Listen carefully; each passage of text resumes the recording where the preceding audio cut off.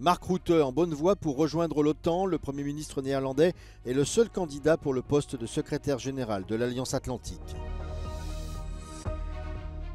En manque de soldats sur le front, Kiev a commencé à enrôler des prisonniers, mais le processus pourrait prendre des mois. Le 14e paquet de sanctions des 27 interdit le transbordement de gaz naturel liquéfié russe dans l'Union européenne. Le président chypriote répond aux menaces du Hezbollah et nie toute implication dans le conflit qui oppose Israël au Hamas et ses alliés.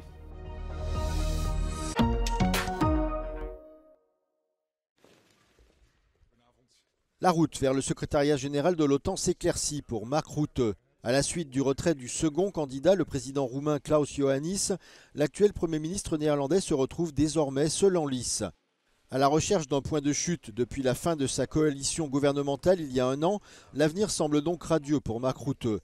Une décision finale sur sa nomination pourrait intervenir lors du prochain sommet de l'OTAN en juillet à Washington.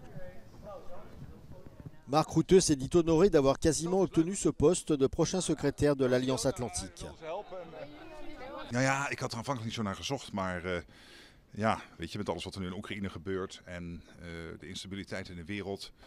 En een aantal mensen die dachten dat ik dat misschien zou kunnen, dacht ik, ja, je kunt het ook niet zomaar terzijde schuiven. En dat is natuurlijk een ongelooflijk interessante functie. Détenteur du record de longévité au pouvoir aux Pays-Bas avec 14 années consécutives au poste de Premier ministre, le chemin n'a pas toujours été un long fleuve tranquille pour Mark Rutte. Son troisième gouvernement de coalition avait démissionné début 2021 à la suite d'un scandale bureaucratique. Mais quelques mois plus tard, il était déjà de retour, menant son parti à la victoire aux législatives et créant ainsi sa quatrième et dernière coalition avec 3 autres partenaires. Une coalition qui finalement se disloque en juillet dernier à la suite de l'échec de négociations concernant la politique d'accueil des réfugiés. L'armée ukrainienne a commencé à recruter de nouveaux soldats dans ses prisons. La décision intervient alors qu'elle peine à renforcer et relever ses combattants sur la ligne de front. Ceux qui signent le contrat peuvent retrouver leur liberté à condition de continuer à se battre jusqu'à la fin de la guerre. Environ 3000 prisonniers se sont déjà inscrits. D'anciens détenus suivent un entraînement militaire dans un camp de la région de Dniepropetrovsk dans le centre du pays. L'Ukraine a subi de lourdes pertes au cours des derniers mois et ceux qui ont survécu sont en infériorité numérique et épuisés. Kiev pense ajouter encore plusieurs milliers de soldats dans ses rangs, mais ce processus pourrait prendre des mois. Ми зараз здатні перемогти імперські амбіції Росії. І це поверне спокій та впевненість усій нашій Європі. Ми працюємо з командою щодо постачання ще кількох Петріотів. Kiev pourra aussi compter sur ses voisins dans sa guerre. La Roumanie a promis de lui faire don de missiles patriotes alors que les forces russes continuent de bombarder des zones civiles et des infrastructures énergétiques. Bucarest annonce faire don à l'Ukraine d'un de ses systèmes de défense antiaérienne patriotes. Selon un communiqué du gouvernement, la décision a été prise en concertation avec les alliés de l'OTAN au vu de la détérioration de la situation en Ukraine. La Roumanie mène des consultations avec les États-Unis et espère obtenir pour elle-même un système similaire de défense antiaérienne. Jusqu'à présent, en Europe, seule l'Allemagne avait fourni des systèmes patriotes à l'Ukraine. Et en avril dernier, Berlin s'est engagé à livrer une 3e batterie pour soutenir l'effort de guerre face à la Russie.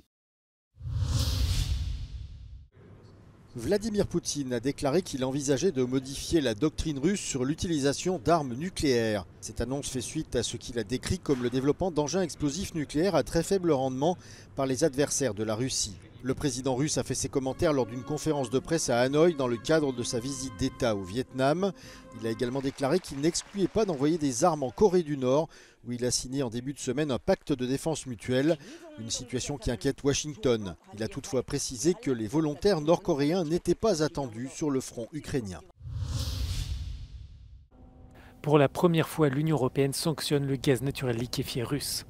Le 14e paquet de mesures contre Moscou prévoit une interdiction des livraisons de GNL, mais il ne s'agira pas d'une suspension totale comme pour le charbon et le pétrole.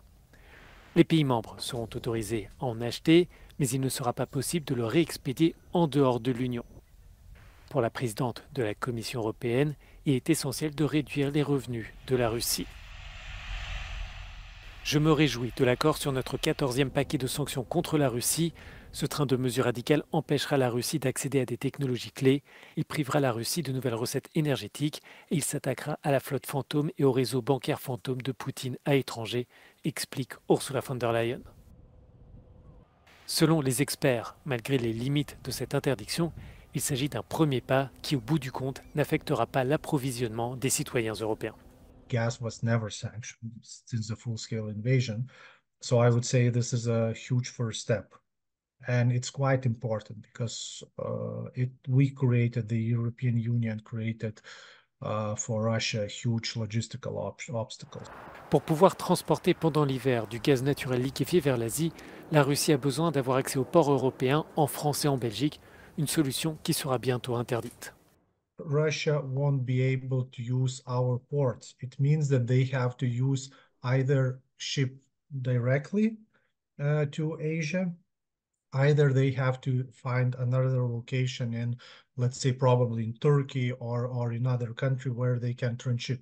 So it means that their logistical route will be longer, plus it will cost them more to transship that. L'adoption de ce train de sanctions a été reportée à plusieurs reprises à cause des réserves exprimées par plusieurs pays membres, dont l'Allemagne et la Hongrie.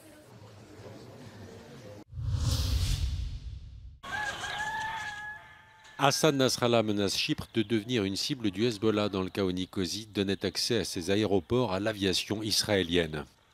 يجب أن تحذر الحكومة القبرصية أن فتح المطارات والقواعد القبرصية للعدو الإسرائيلي لاستهداف لبنان يعني أن الحكومة القبرصية أصبحت جزءا من الحرب وستتعاطى معها المقاومة على أنها جزء من الحرب. Le chef du Hezbollah assure détenir des informations selon lesquelles Chypre serait disposé à aider Tsahal dans le cas où Israël était attaqué. De son côté, le président chypriote nie toute implication dans le conflit. Έχω διαβάσει τις δηλώσεις που έχουν γίνει. Αυτό που έχω να απαντήσω είναι ότι η Κυπριακή Δημοκρατία δεν εμπλέκεται με κανένα τρόπο στις πολεμικές σειράξεις. Η Κυπριακή Δημοκρατία δεν είναι μέρος του προβλήματος. Η Κυπριακή Δημοκρατία είναι μέρος της λύσης. Chypre est à 2800 km de Bruxelles, où le porte-parole de l'Union européenne pour les affaires étrangères rappelle le principe de solidarité qui lie les 27.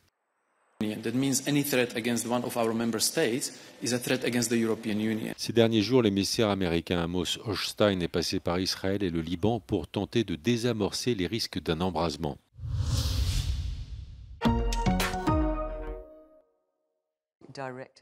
À quelques jours des élections générales, c'est une polémique dont le Parti conservateur britannique aurait pu se passer. Lors d'un débat, Rishi Sunak a dû s'expliquer sur une sombre affaire qui touche son parti. 3 membres sont sous le coup d'une enquête pour avoir parié sur la date des législatives quelques jours avant qu'elle ne soit annoncée par le Premier ministre. Selon les sondages, les conservateurs se dirigent vers une déroute historique. Les travaillistes de Keir Starmer seraient largement en tête avec plus de 20 points d'avance sur la droite. Les élections auront lieu le 4 juillet. C'est la course entre les libéraux et l'extrême droite pour la 3e place du Parlement européen. Le groupe Renew Europe a perdu 20 sièges lors des élections européennes au début du mois, dû en partie au mauvais résultat de la formation présidentielle d'Emmanuel Macron en France. Les conservateurs et réformistes européens, emmenés par la première ministre italienne Giorgia Meloni, ont en revanche gagné 4 élus. La droite radicale a rallié de nouveaux membres, ce qui lui permet de compter 83 sièges contre 81 à la formation libérale. Les conservateurs et réformistes ont accueilli 6 parlementaires roumains, issus d'un parti controversé dont le programme repose sur 4 piliers, la famille, la patrie, la foi et la liberté. Mais le groupe pourrait encore s'agrandir. Maybe there are others who won't join the ECR. We are talking with some others delegations. For example? No, I can tell you, I'm sorry, I can tell you. But we are optimistic because, you know, the vote was clear. More power to the center right and less to the center left. Le parti d'extrême droite polonais Konfederacja pourrait être le prochain à rejoindre les conservateurs et réformistes. En revanche, la porte est fermée pour le Fidesz du Premier ministre hongrois, car chaque nouveau membre doit signer une déclaration de soutien au peuple ukrainien contre l'invasion russe. Toutefois, la taille du groupe n'influence pas les décisions sur les postes à responsabilité de l'Union, souligne Sandro Gozzi, l'une des têtes de liste de Renew. La formation libérale veut aussi s'élargir. Elle compte un élu supplémentaire venu du parti francophone belge, Les Engagés. Elle espère aussi accueillir les 5 eurodéputés du parti pan-européen Volt, courtisés dans le même temps par les Verts. I think that the distribution of top jobs is based on a political alliance. The political alliance is being shaped. I hope it will be confirmed between the European People's Party, the Socialist Party and Renew, and the top job will be based on this political alliance and not on other groups which do not belong to this alliance.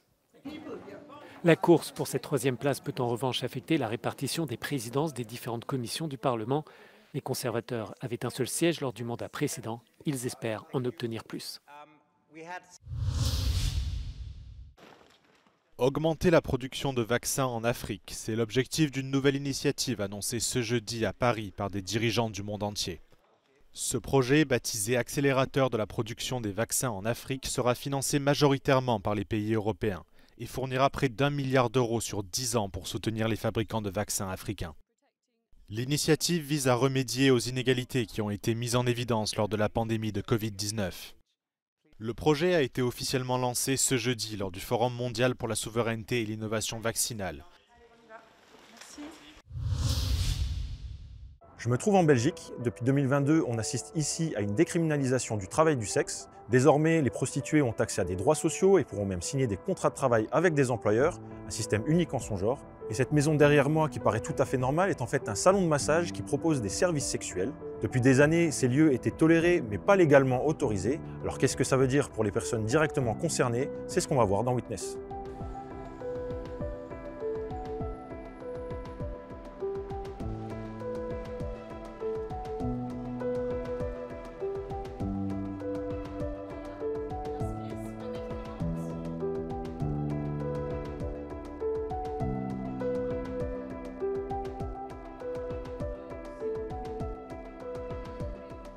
We hebben daar totaal geen problemen bij, dus hier is alles wettelijk. Zal ik in de wet beschreven die er nu aankomt.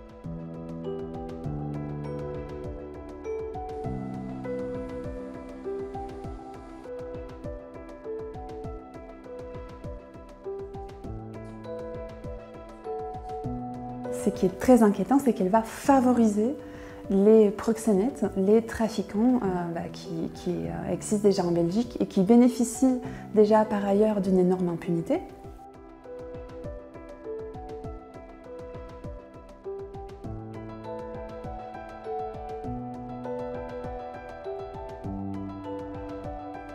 It exists, and if you don't do it in the open, then it will exist underground. Now it's open, there's a regulation. It gets checked, we get a lot of controls everything. So I think that it's one of the best ways to work with it.